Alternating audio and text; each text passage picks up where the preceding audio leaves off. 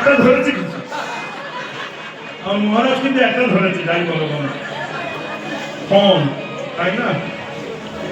হরে কৃষ্ণ, নারী জনমে ছেলে মেয়েকে স্বামী টামি ভালোবাসি, ওই এখন তো কেউ বলতে পারি না ছেলে মেয়ে। হ্যাঁ আসতে, ছেলে স্বামী,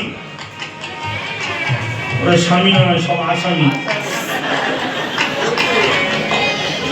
এই গড়িয়ে দিয়ে এমন সাজার ঘরে রেখেছে, কখন যে সাজ খুলে নিয়ে চলে যাবে কে তো আমরা জানি না। স্বামী নয়, এরা স্বামী সেজে আছে, কখন যে সাজা দেবে আমরা কে তো জানি না। আর নারী জনম, কুমারী মেয়ে স্বামী কোথা পাবে? সে কি নারী না? ও বলো মা, নারী জনমে সব থেকে বেশি ভালোবাসে, বলে দি।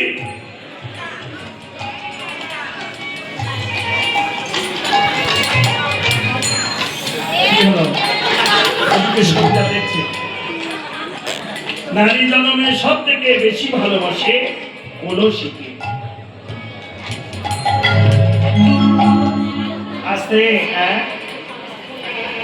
ইমা বলো, বললে তুমি ঠিকই বলেছ, এখন কলসীকে তো তুমি জিনিস তো বাইরে বার করো না, শুধু মোবাইল দিয়ে বসিয়ে রেখে নেবে কি করে? আগেকার দিনের মায়েরা যখন খেলতো, দেহ স্মৃতি জানতো না, একটা ঘর নিয়ে কোমরে গামতে বলে আমি জলান্নতি রান্না করি, আর খেলা করি। সেই মেয়েটা এখন আর বাইরে বেরোতে পারে না, শুধু মোবাইলের হওয়া থেকে টিকে যাচ্ছে, আর সে বেরোবার আগে থেকে তার উপরে ধরে রাখছে, এই তো বাবার কথা বল।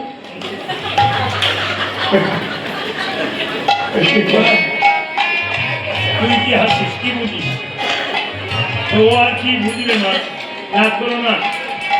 খেলতে খেলতে যখন তার যৌবনের বেলা হয়, তখন এই ছোট্ট ঘরটি কলসি হয়ে পিতলের দাবরে, তাই না? বাবা ভিক্ষা করলেও তাকে একটা দাবর দিতে হয়। আবার যখন মারা যায়, তখন এই কলসির জল নিয়ে রাগ করবি না মা। হরে কৃষ্ণ। অপরাধ নিস না, নারী জনমে সব থেকে বেশি ভালোবাসে কলসীকে।